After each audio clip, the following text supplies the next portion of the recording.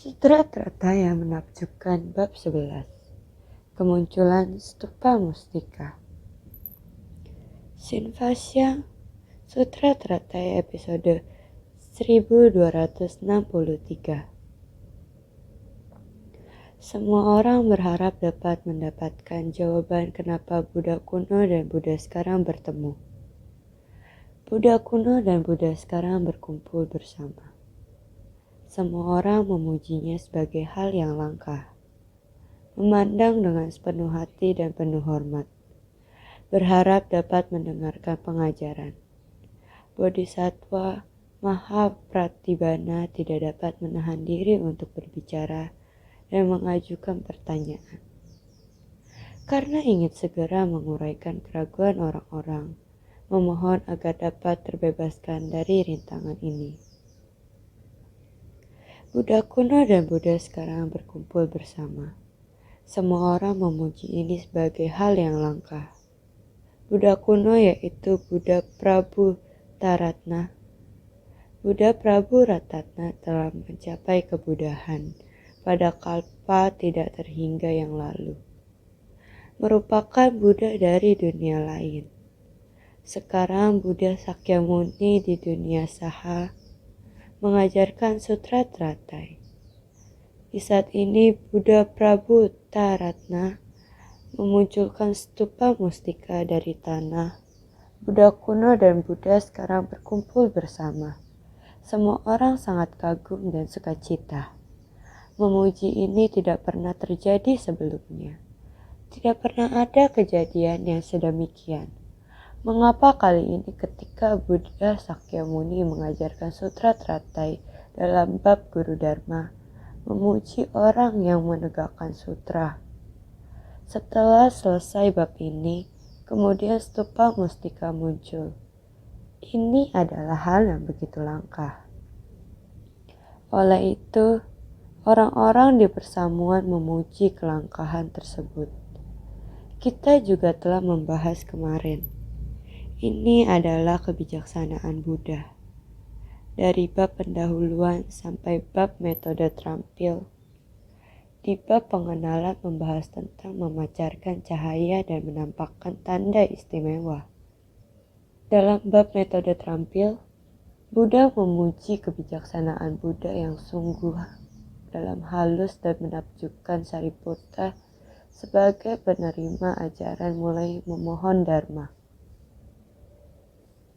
Buddha berkata, berhenti, tidak perlu katakan lagi.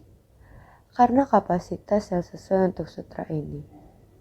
Harus sangat matang, harus membangkitkan niat untuk kendaraan besar.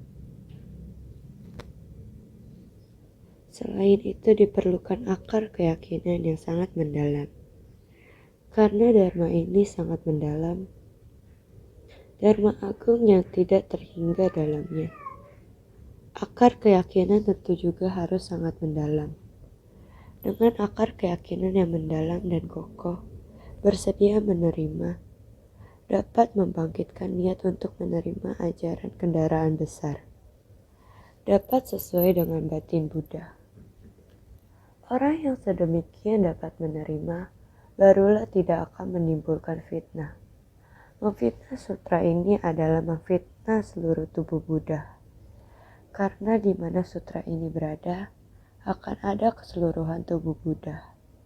Di dalam bab Guru Dharma telah ditunjukkan dengan sangat jelas.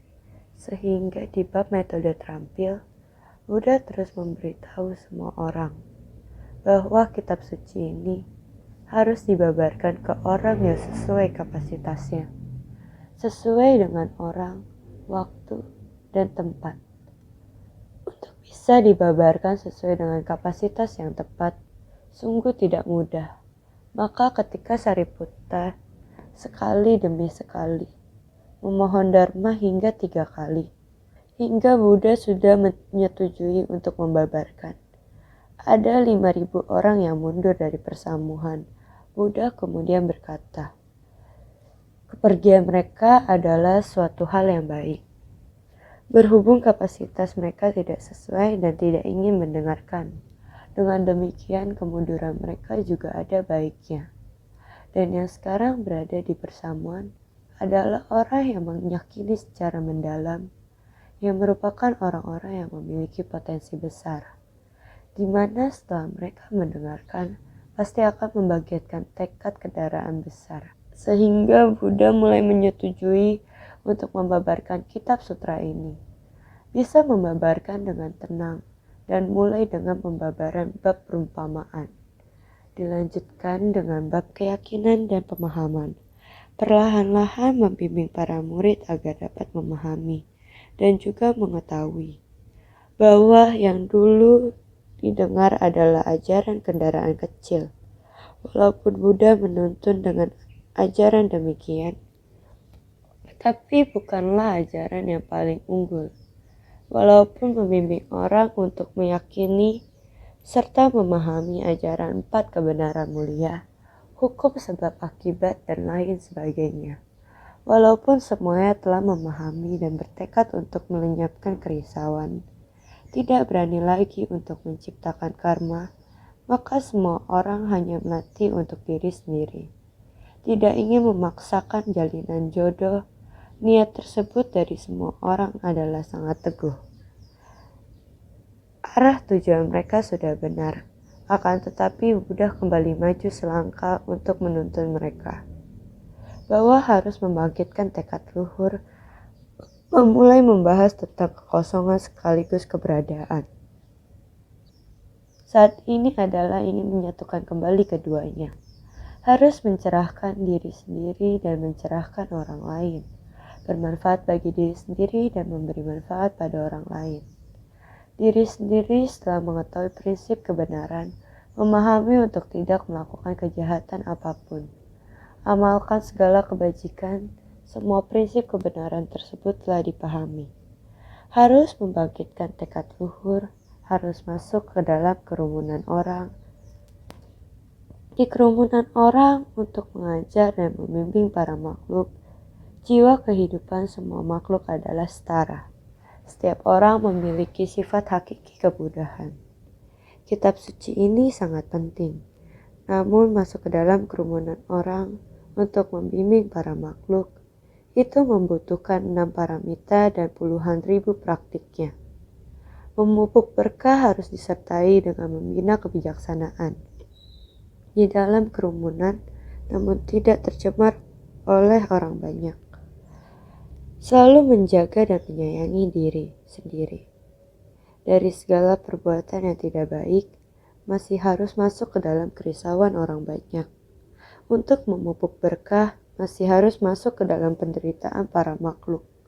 Untuk membimbing kebijaksanaan, ini lebih mudah diucapkan daripada dilakukan. Ini membutuhkan pelatihan diri yang hebat. Pelatihan diri yang hebat baru dapat untuk tidak tercemar oleh orang banyak. Baru dapat melanjutkan misi untuk memberi manfaat bagi para makhluk. Itu membutuhkan 6 paramita dan ribuan praktiknya. Mempraktikkan sutra teratai, membimbing kita, menuntun atau membimbing kita agar dapat memahaminya.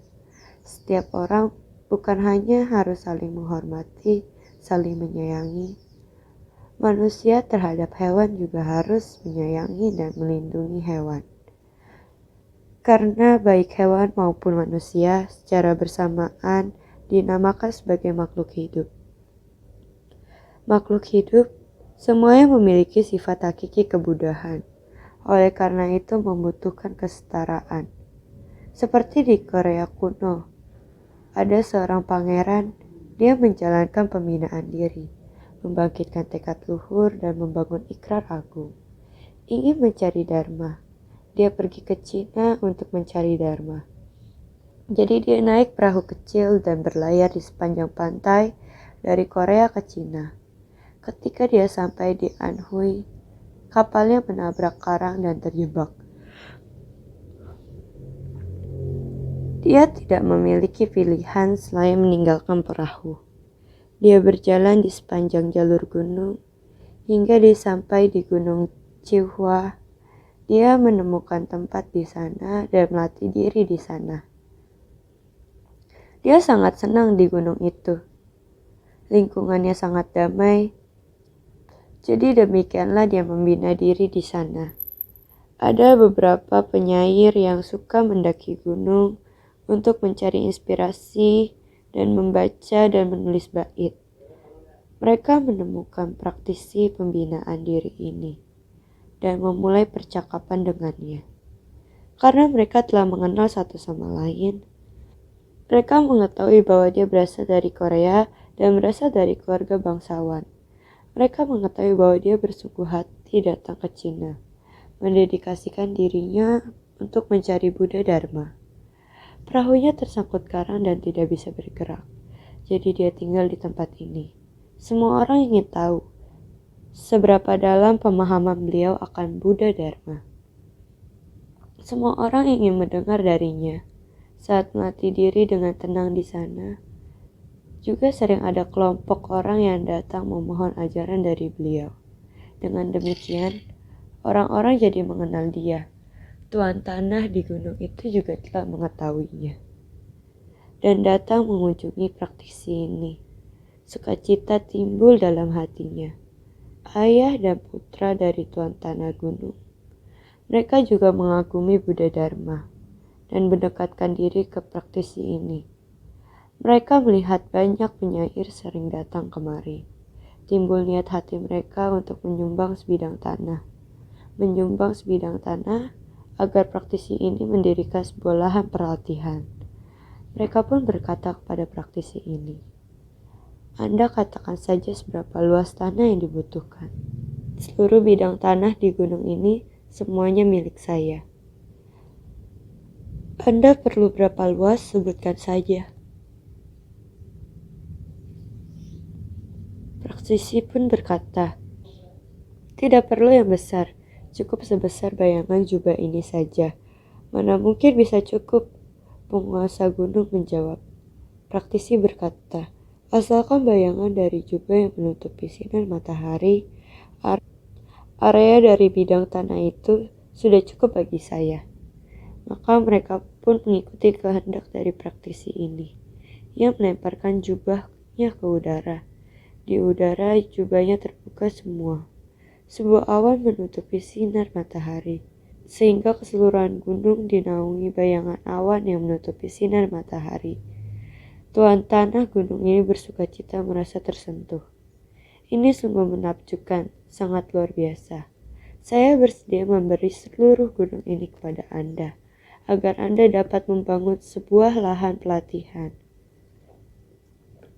Jadi, Gunung Cihua sejak itu menjadi lahan pelatihan diri bagi praktisi ini, di mana vihara tersebut awalnya dibangun dengan sederhana. Banyak orang datang mengagumi Dharma Buddha, tidak hanya orang yang tinggal di sekeliling vihara, tetapi juga dari desa lain.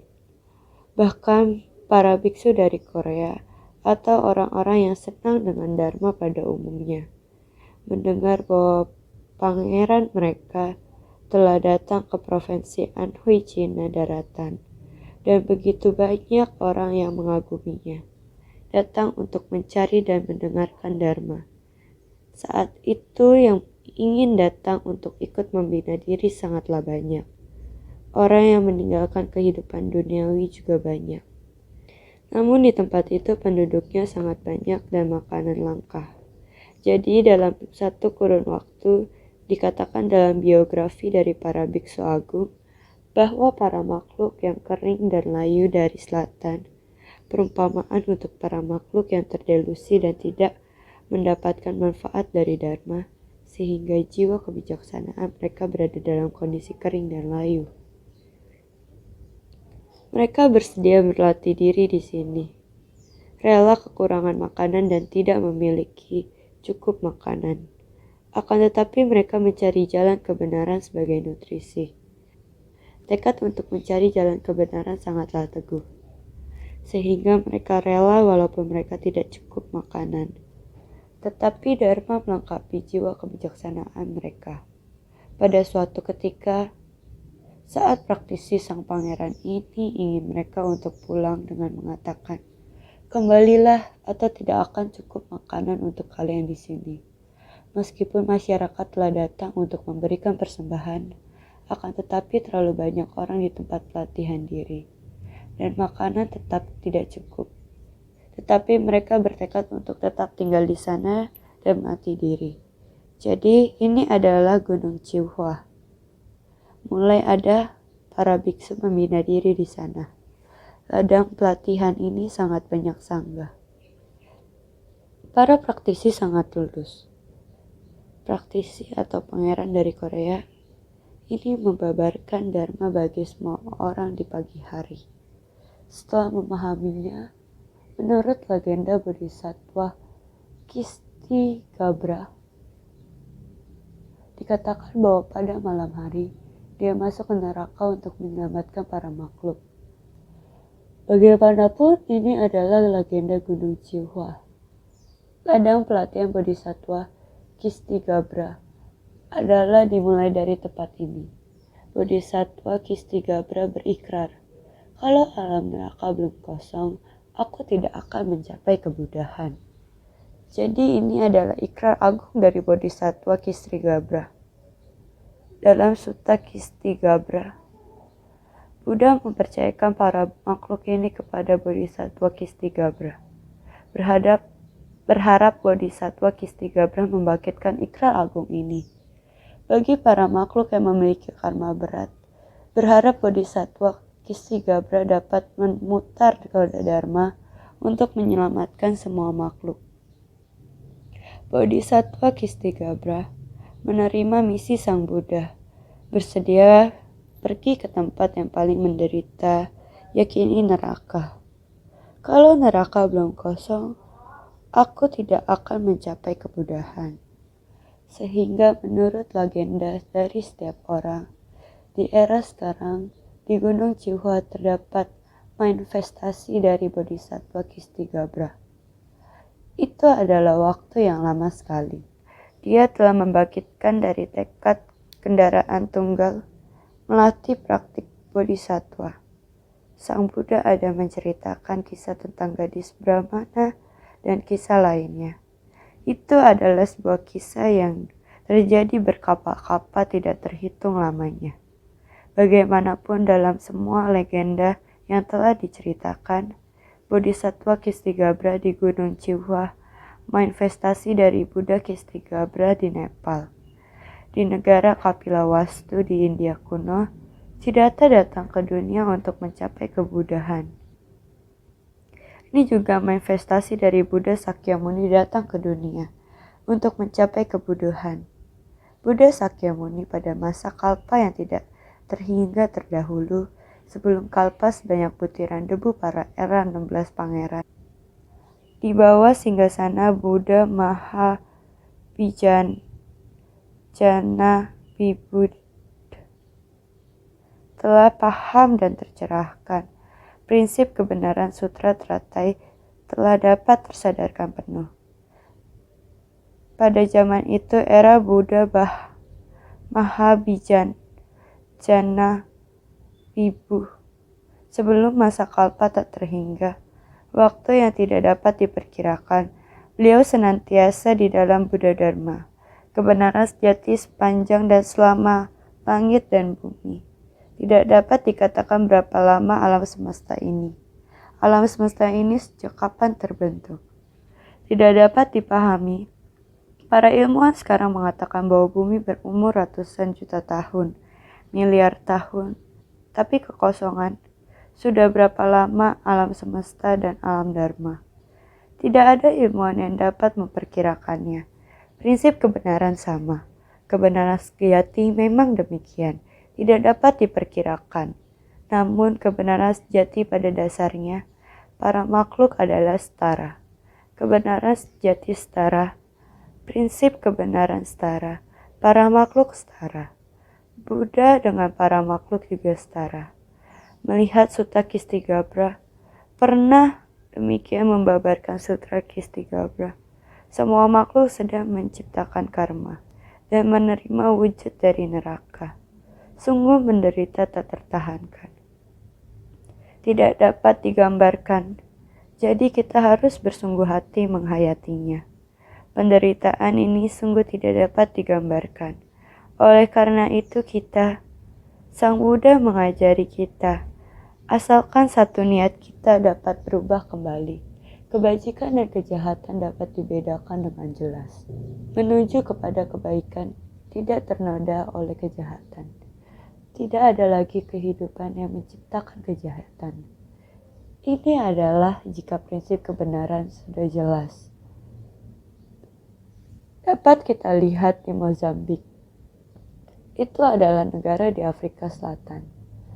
Setelah mereka menerima Buddha Dharma, mereka di sana juga mensosialisasikan bulan 7 lunar adalah bulan penuh berkah. Melihat cara mereka mensosialisasikan bulan 7 penuh berkah, bahkan juga mengajak harus bervegetarian. Metode apa yang mereka terapkan? Sungguh menggemaskan. Di sebidang tanah yang penuh pasir, sama halnya mereka mengundang banyak orang. Mereka ingin agar semua orang tahu bahwa bervegetarian juga dapat melindungi bumi. Bervegetarian dapat membuat tubuh menjadi sehat. Juga memupuk cinta kasih setiap orang, menciptakan berkah dan menancapkan rintangan karma. Jadi mereka di atas lahan tersebut juga dianggap sebagai panggung. Di sana mereka juga memerankan kisah keluarga bervegetarian, di mana seluruh anggota keluarga bervegetaris.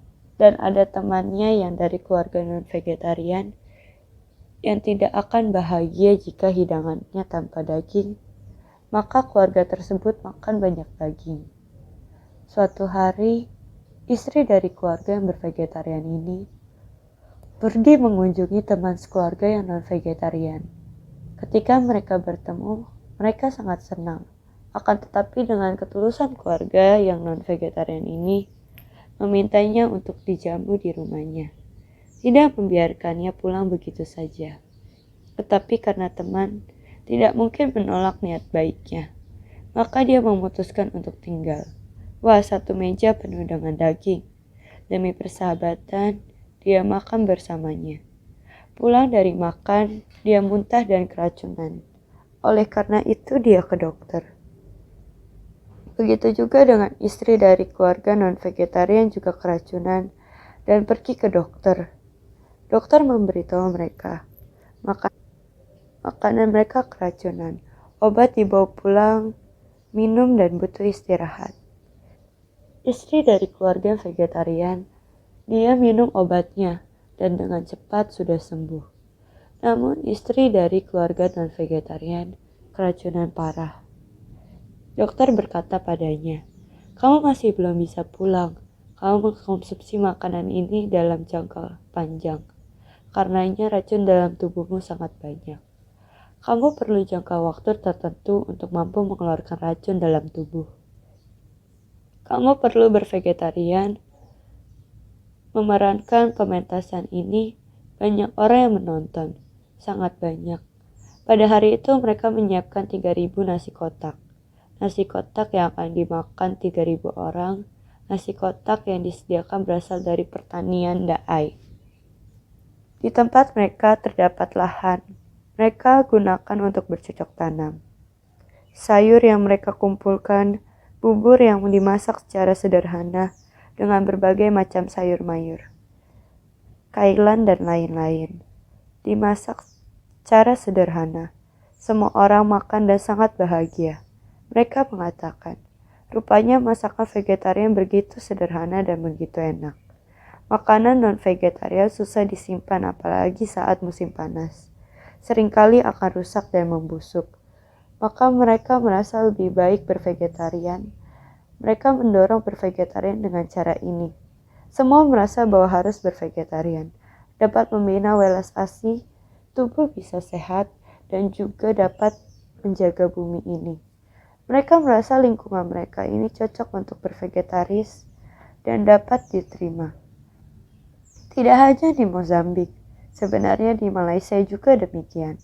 Malaysia juga sangat menarik, di mana mereka biasanya menyajikan ikan dan daging di bulan 7 lunar saat ulang bana.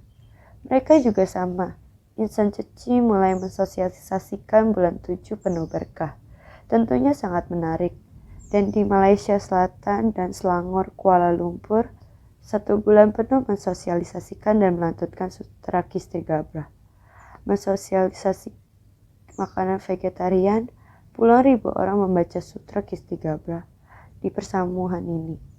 Jika di total ada 1000-an hingga hampir 2000-an orang setiap hari melantunkan Sutra Kistigabra di Kuala Lumpur dan Selangor.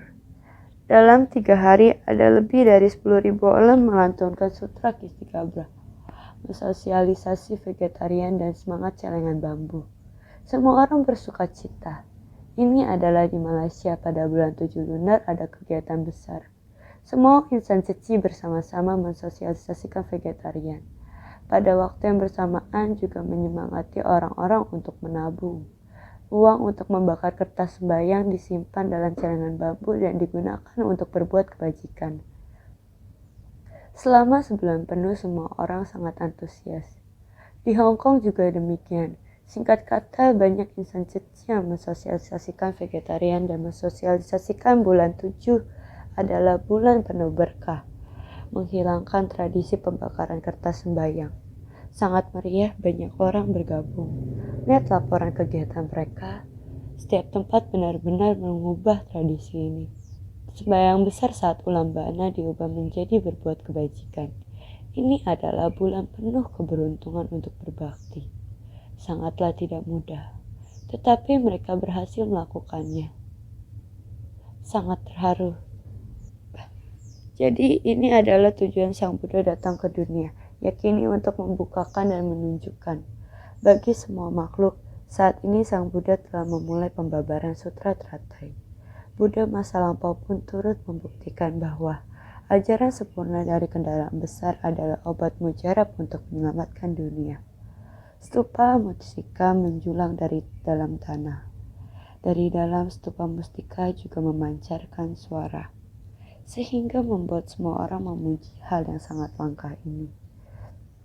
Pujian yang terpanjatkan dari dalam lubuk hati. Semua orang telah mengetahui makna dari stupa mustika, 6 paramita dan ribuan praktiknya, untuk memupuk berkah dan membina kebijaksanaan setinggi 2000 mil, angka yang merupakan sebuah gambaran. Stupa melambangkan tingginya kebajikan dari Sang Buddha. Jadi semuanya memuji dengan penuh hormat dari dalam hati, memandang ke atas stupa sampai ke barisan awan. Sama dengan memandang kebajikan dari Sang Buddha. Berkah dan kebijaksanaan telah mencapai kesempurnaan. 6 paramita dan puluhan ribu praktiknya pun telah diselesaikan. Saat ini semua orang berharap-harap agar Sang Buddha dapat melanjutkan pembabaran Dharma. Sebenarnya, bagaimanakah Sang Buddha mengumpulkan kebajikannya? Sehingga sekarang dilanjutkan memanggil Bodhisattva Mahapratibana. Di dalam bab Guru Dharma memanggil Bodhisattva baik saja Guru sebagai penerima Dharma. Sekarang Buddha mulai memberi penjelasan. Bodhisattva Mahapratibana sebagai penerima pengajaran. Selanjutnya kita dapat mengetahui bahwa Bodhisattva Mahapratibana yang telah melihat benih sebab dan kondisi pendukung semua orang sudah matang. Yang selalu melihat keagungan Buddha sama seperti melihat stupa tinggi. Oleh karena itu, Bodhisattva Mahapratibana mewakili semua orang mulai bertanya kepada Buddha dan berharap karena ingin segera menguraikan keraguan orang-orang. Berharap semua orang dapat mendapatkan resolusi dengan harap dapat menguraikan keraguan-raguan, perasaan keraguan-raguan yang tidak biasa ini. Mereka tidak biasa. Perasaan keraguan-raguan dapat diuraikan, sehingga mereka dapat memahami Dharma yang ada di sana, dan mencakup Dharma apa saja. Oleh karena itu, memohon demi semua orang, sehingga dapat mengikis perasaan keraguan-raguan ini. Karena Sutra Teratai selalu mengingatkan kita untuk dapat mengikis perasaan keraguan-raguan ini. Oleh karena itu, Bodhisattva Mahapratibana mewakili semua orang memohon Dharma untuk dapat mengikis keraguan-raguan ini. Oleh karena itu beliau memohon kepada Buddha. Oleh karena itu beliau memohon kepada Buddha untuk membabarkan pengajaran ini. Pengajaran membukakan pengetahuan dan pandangan Buddha, menunjukkan pengetahuan dan pandangan Buddha, agar dapat memahami pengetahuan dan pandangan Buddha, serta memasuki pengetahuan dan pandangan Buddha. Ini mengungkapkan harapan mendasar dari Buddha datang ke dunia ini. Dari itu membukakan dan menunjukkan agar dapat memahami dan memasukinya. Ini merupakan harapan mendasar dari Buddha datang ke dunia ini. Pengajaran adalah membukakan pengetahuan dan pandangan Buddha, menunjukkan pengetahuan dan pandangan Buddha. Bodhisattva Maha Pratibhana berharap semua orang dapat memahami pengetahuan dan pandangan Buddha. Semua orang dapat membangkitkan pengetahuan dan pandangan Buddha. Inilah tujuan utama pengajaran. Mari kita lihat naskah sutra sebelumnya. Pada ketika itu, 4 kelompok siswa menyaksikan stupa agung berdiam di angkasa, serta mendengar sutra yang keluar dari dalam stupa. Semuanya memperoleh sukacita dalam dharma. Keanehan ini belum pernah terjadi sebelumnya. Mereka bangkit dari tempat duduk, mengatupkan kedua telapak tangan dengan hormat, dan menarik diri ke satu sisi. Sutra Teratai bab 11, kemunculan stupa mustika. Kemarin kita sudah membahas tentang ini. Ketika semua orang menyaksikan stupa di angkasa, terdengar suara dari dalam stupa. Hati semua orang merasakan sukacita dalam dharma. Semua segera berdiri dan berkumpul di hadapan Buddha. Dengan hati penuh rasa hormat, mereka memohon penjelasan dari Buddha. Ini menunjukkan kedekatan yang penuh penghormatan, untuk menunjukkan penghormatan yang sebenarnya. Mereka harus mendekat dengan Buddha. Ketika hati penuh dengan sukacita dharma, kita mendekat pada Buddha. Jadi mendekat, semua orang terlebih dahulu datang mendekat untuk menunjukkan kekaguman mereka. Ini menunjukkan kedekatan mereka ketika mereka memperoleh sukacita dharma. Kita harus makin dekat dengan Buddha. Kemudian mereka menarik diri ke satu sisi untuk terus mendengarkan dharma dengan bersungguh-sungguh. Ini adalah bagaimana mereka menunjukkan naskah sutra berikutnya yang mengatakan demikian. Pada ketika itu, terdapat seorang bodhisattva mahasatwa yang bernama Maha Pratibhana, tahu akan keraguan di dalam batin dari dewa, manusia, asura, dan lainnya dari semua dunia. Sutra Teratai bab 11, kemunculan stupa mustika. Di tengah persamuan ini ada seorang bodhisattva mahasatwa agung bernama Maha Pratibhana. Pada ketika itu terdapat seorang bodhisattva mahasatwa yang bernama Maha Pratibhana, bodhisattva agung yang utama di dalam persamuan. Dikarenakan memiliki kebijaksanaan yang mendalam dan dapat membabarkan segala dharma dengan baik, maka dinamakan Maha Pratibhana. Bodhisattva Maha Pratibhana sudah memahami dan melihat dengan jelas niat pikiran semua orang di persamuan ini. Dia tahu akan keraguan yang dimiliki semua orang, sehingga Bodhisattva Maha Pratibhana di tengah persamuan ini, di mana Buddha hendak lanjutkan mengajarkan, beliau adalah Bodhisattva senior di tengah persamuan ini. Dia menerima ajaran di persamuan. Jadi, dikarenakan memiliki kebijaksanaan yang mendalam dan dapat membabarkan segala dharma dengan baik, sehingga beliau dinamakan Maha Pratibhana. Bodhisattva Maha Pratibhana ini serupa dengan Bodhisattva Baisaya Raja, cocok dengan ajaran kendaraan besar, menyebarkan dan menegakkan aturan dalam menyebarkan sutra dan mengubah dunia. Bagaimana orang yang tidak memiliki jasa pahala sebagaimana disebutkan dalam naskah ini tidak memenuhi syarat tidak memenuhi syarat untuk berbicara tentang benih praktik dari bodhisattva. Bab ini mempertemukan para Buddha dari 10 penjuru untuk memberikan pesan. Kalau bukan orang yang memiliki kefasihan tanpa rintangan adalah tidak memenuhi syarat untuk mengajukan pertanyaan. Bodhisattva Mahapratibhana adalah serupa dengan Bodhisattva Baisayaraja.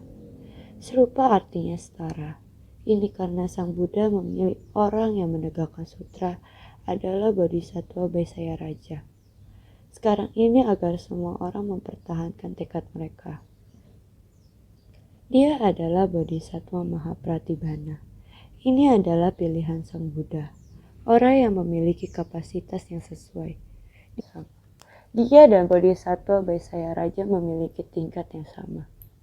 Jadi serupa dengan Bodhisattva Baisayaraja, yaitu cocok dengan ajaran kendaraan besar, menyebarkan dan menegakkan aturan dalam menyebarkan sutra dan mengubah dunia.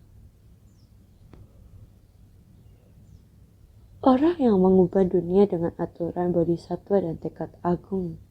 Ini seperti di bab Guru Dharma, menerapkan kewelasasian agung sebagai kediaman, kelemah lembutan dan kesabaran sebagai jubah, kekosongan dari segala dharma sebagai singgasana.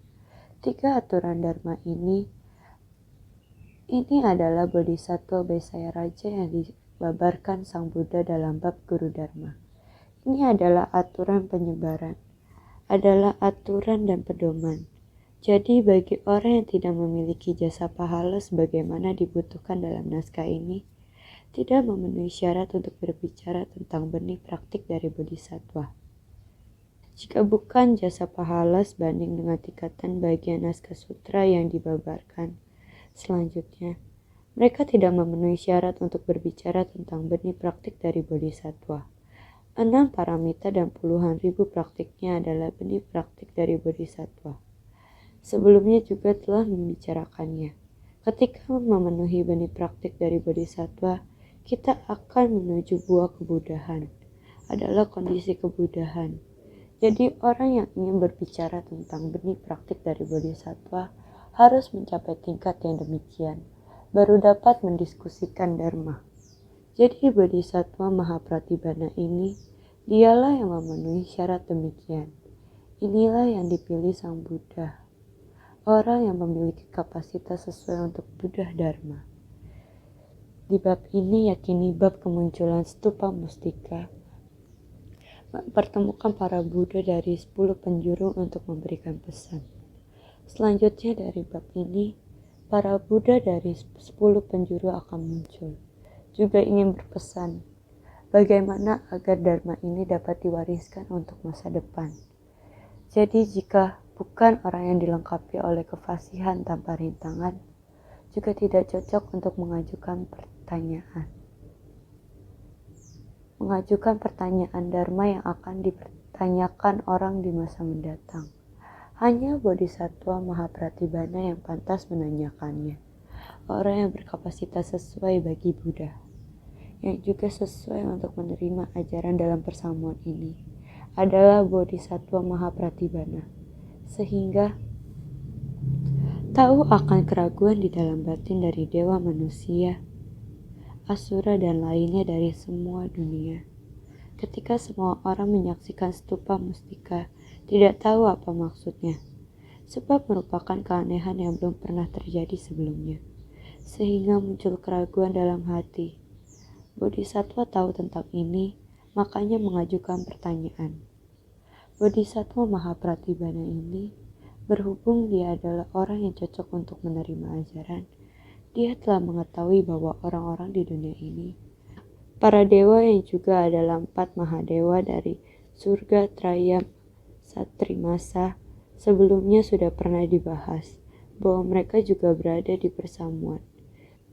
Juga ada orang-orang dari dunia, asura dan lain sebagainya. Mereka semua masih menyimpan keraguan dalam hati. Karena mengetahui mereka semua masih ada keraguan, maka Bodhisattva Mahapratibhana mewakili semua orang untuk menguraikan keraguan dalam hati. Maka dia pun harus mengajukan pertanyaan. Sehingga ketika semua orang menyaksikan stupa mustika, mereka semua adalah para dewa, manusia, asura, dan lain sebagainya yang melihat stupa mustika. Tidak tahu apa maksudnya. Sesungguhnya apakah itu? Mereka tidak tahu sehingga mereka pun merasakan keanehan yang belum pernah terjadi sebelumnya. Naskah sutra sebelumnya berkata, keanehan yang belum pernah terjadi sebelumnya sungguh aneh dan langka. Walaupun semua orang bersukacita, namun ini adalah hal yang sangat langka. Sehingga dikatakan, keanehan yang belum pernah terjadi sebelumnya. Maka timbul keraguan dalam hati. Bodhisattva tahu tentang ini. Bodhisattva telah mengetahui tentang ini sehingga sengaja mengajukan pertanyaan. Yang dimaksud adalah Bodhisattva Mahapratibana. Saudara sekalian, sungguh kita harus penuh hati dalam mempraktikkan ajaran Buddha. Kita harus menggunakan kebijaksanaan dan juga wujud untuk mempelajari nilai kebenaran dan dengan nilai kebenaran untuk memahami segala wujud. Serta menggunakan wujud sebagai perumpamaan, maka kita akan semakin memahami Dharma. Sutra teratai saat ini membabarkan tentang bab kemunculan stupa mustika. Jika kita tidak melampaui kebijaksanaan kita, akan sulit untuk memahami naskah sutra ini. Jika membahas wujud stupa 500 yojana atau 2000 mil tingginya, seberapa tinggi pesawat mampu terbang, seberapa meter tingginya, sungguh menggambarkan 2000 ini. Semua orang harus mengingatnya. Ini adalah untuk menggambarkan ajaran, menggambarkan tentang kebajikan Buddha yang sungguh tinggi. Stupa pada dasarnya adalah gambaran untuk kebajikan. Ini adalah gambaran untuk menampilkan kebajikan. Stupa merujuk pada praktik kebajikan yang tinggi dari pembinaan diri, menerapkan kebijaksanaan serta berkah dari 6 paramita dari segala praktiknya. Kebijaksanaan dan berkah harus menyesuaikan dengan kapasitas para makhluk, bersumbangsi sesuai apa yang dibutuhkan para makhluk. Dengan penerapan 6 paramita, mengembangkan kebijaksanaan dari kegelapan batin para makhluk, menciptakan berkah melalui sumbangsi bagi para makhluk yang menderita, dan juga menciptakan jalinan jodoh penuh berkah. Demikian dengan 6 paramita dan puluhan ribu praktiknya akan merealisasi praktik benih dari Bodhisattva. Ini adalah ketinggian dari kebajikan. Tingginya stupa adalah sebagai perumpamaan. Jika kita jelas akan nilai kebenaran ini, maka kita akan jelas terhadap apa yang akan dibabarkan selanjutnya. Jika tidak, maka akan banyak yang tidak paham, kemudian akan mendewakan atau memistiskan. Kita semestinya mensakralkan atau mengkuduskan, membuatnya menjadi masuk akal. Janganlah membuatnya menjadi sesuatu yang mistis, seperti sesuatu yang keramat, makhluk halus, dan sebagainya. Ini akan terjadi penyimpangan. Sehingga ketika Sariputta memohon Dharma, Buddha berkata, berhenti, tidak perlu katakan lagi, karena semua orang belum meyakini dan belum bisa memahami ajaran ini. Ajaran yang sulit untuk diyakini dan dipahami ini, jika terjadi penyimpangan, maka akan mudah untuk menerima efek sebaliknya. Maka kita harus merenungkan dengan keyakinan yang berat untuk menghayati Buddha Dharma, sehingga kita harus lebih bersungguh hati.